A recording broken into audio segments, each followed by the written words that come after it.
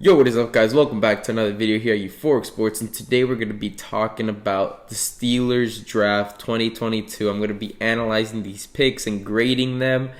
And, if you've seen my latest video, I reacted to Kenny Pickett being drafted. Yes, and the reaction wasn't very positive, as all y'all probably saw, but Kenny Pickett is a pick that I wouldn't have made. I actually would have traded up for maybe a Trevor Penning, a Jordan Davis, something like that.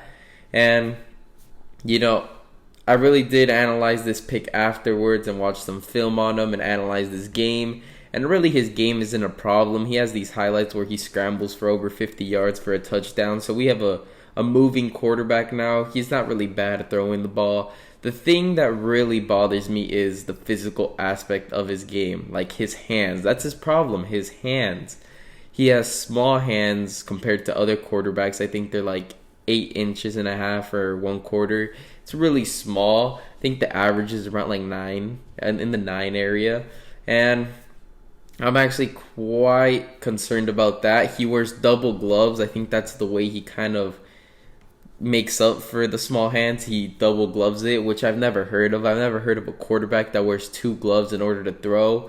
I don't know how that's comfortable, but it works for him, I guess. But the ball is going to increase in size, not only that. So you got to see this as a level of concern that he double gloves it. I don't know if he's going to triple glove it now, because the ball is going to increase in size yet again. I'm going to say this because it's really a concern, and I'm going to be seeing a lot of turnovers from him, forced fumbles. He's going to let go of the ball, underthrown balls. All these are going to be affected due to his hand size, and I really don't want to see this happening. I know we had this last year with Ben Roethlisberger, but this was very old Ben Roethlisberger. It was like towards the end of his career, and I gave him a pass. This guy's one of the greatest quarterbacks of all time. I'm going to give you a pass in the last year of your career that you're going to underthrow balls and fumble the ball and all this stuff. I'll give you a pass. But this is Kenny Pickett. I understand he's from Pittsburgh. The story's beautiful. All that. I love it. But ultimately, I'm going to give Kenny Pickett, pick number 20, the draft grade of B-. Yep, B-. Before, it was a C. But I'm going to upgrade a little bit to B- because you never know on potential. And it is a quarterback, it's a young guy. I'm happy Mason Rudolph isn't starting is the main thing, so I'm gonna give it a B-. I'm probably gonna look foolish because I don't think Kenny Pickett is gonna work out. Hopefully I'm wrong. Hopefully he gets the rookie of the year and NFL MVP, wins a Super Bowl or two. But in hindsight, as of now, I'm saying it won't work out, and we missed out on next year's quarterback draft class, which I think is going to be absolutely stacked. But it is what it is. You can't change nothing about it. B- for Kenny Pickett.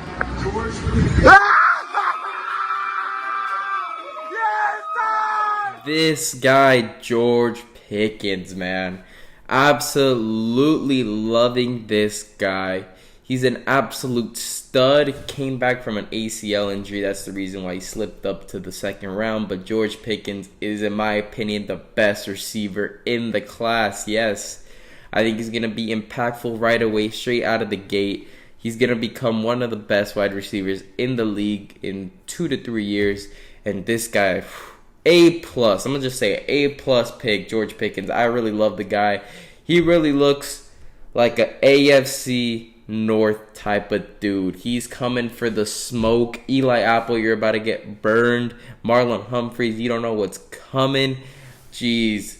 Denzel Ward, you're about to get destroyed. All these dudes, I'm telling you, we got a fighter. And the Pittsburgh Steelers needed more guys like this. And George Pickens, as you can see in his draft reaction, this guy did not even suit up for the occasion. He had the family members in the back, and he was ready for smoke. He was like, I was born for this. I'm a Pittsburgh Steeler. Bro was out here clapping on the stance with the mask on. This guy is menacing, and I can't wait to see him on the field. Glad to have him. Him and Deontay and Claypool and now Calvin Austin are about to go off next season. I'm really excited with the George Pickens selection. This is what we wanted, the type of energy. As long as he stays off trouble, I feel like he will be ejected a couple times and not even suspended. but hopefully he can stay out of problems. But football-wise, he's a real good player, and I can't wait to see him in action. A+ for this guy. Woo. Now in the third round, we selected the Marvin Leo, which I'm kind of disappointed. Nothing against the Marvin Leo. I think he's a decent pick, and it's a nice little pick for the depth and the D-line. But I really wanted Coby Bryant, the corner out of Georgia, instead. He was there. He fell all the way down, and I would have loved to have this guy in the secondary. He's absolutely a boss player. It's just Sauce Gardner kind of overshadowed him, but Coby Bryant was really good in Georgia, and I just think he deserves more respect, and he's going to be one of those guys who are a diamond in the rough, and we missed out on him. And we definitely do need help in the secondary with corners, and I think he would have definitely brought a different energy and would have been a great pick, but you know, it is what it is. C for DeMarvin Leo. Now we got Calvin Austin. This guy is a speed threat compared to Jeremy Grant, the guy from the Dolphins that went to the Chicago Bears. He's a speedster. He's short. Sauce Gardner said he's the toughest wide receiver he had to guard in college, which speaks volumes because Sauce Gardner is probably the best player out of the draft in my opinion. And Calvin Austin, he is a speed threat, and I'm wondering to see if Kenny Pickett and him could connect, because I'm pretty sure this guy is going to be downfield completely open a couple times, and we'll see about that arm strength and the size of his hand, see how far that ball could throw. But I'm telling you, we're going to be seeing some 50-yard bombs, 75-yard bombs if Pickett can connect, or Trubisky. You never know. Trubisky could start. So I'm going to give this one a B+. It's a good pick. We replaced the two wide receivers that we lost in Ray McLeod and James Washington with two guys from the draft who are absolute studs, and I can't wait to see them work. The Steelers always seem to get the wide receiver draft selections right, and I think we did once again.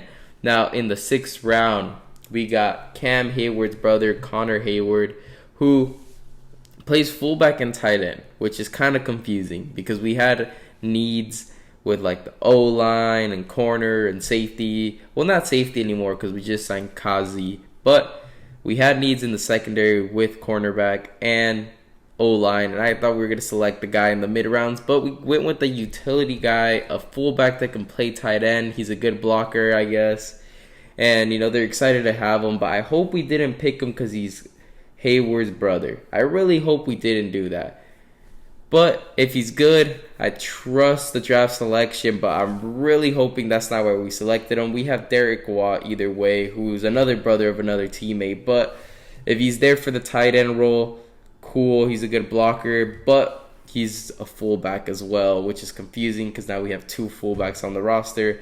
But it is what it is. I'm going to give this one a C+ because he's more of a utility guy, and, you know, so far out of the interviews, what they said is they're going to be using him for tight end mostly because he worked really good in college as a tight end. But anyways, we got Mark Robinson, the linebacker, in the 7th round, which Brian Flores was speaking very highly of. And I really trust Brian Flores with the linebackers, and I really think we're going to have big years from linebackers who didn't have a big year, like Devin Bush. I think Miles Jack is going to fit in well. Alex Highsmith will be doing well. TJ Watt is a baller. And now we got Mark Robinson, who is being spoken very highly, and I really trust Brian Flores. So for a 7th round pick, hopefully he's a diamond in the rough. So I'm going to give this one a B just because I trust what Brian Flores says. And I don't really know too much about linebackers. His highlights are obviously good, but if you watch all of it, you know. But anyways, 7th round, the last pick, we got another quarterback. Now I'm going to give this one a B. I know a lot of people didn't like this pick. We could have got a corner and anything else, and I quite agree, but I think we might let go of Mason Rudolph.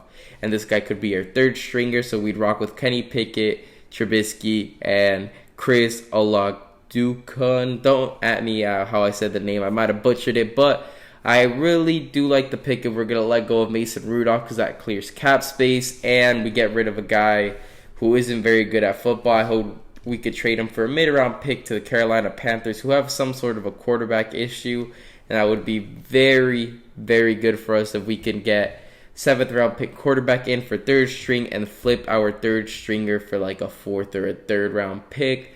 it would be very, very positive trading.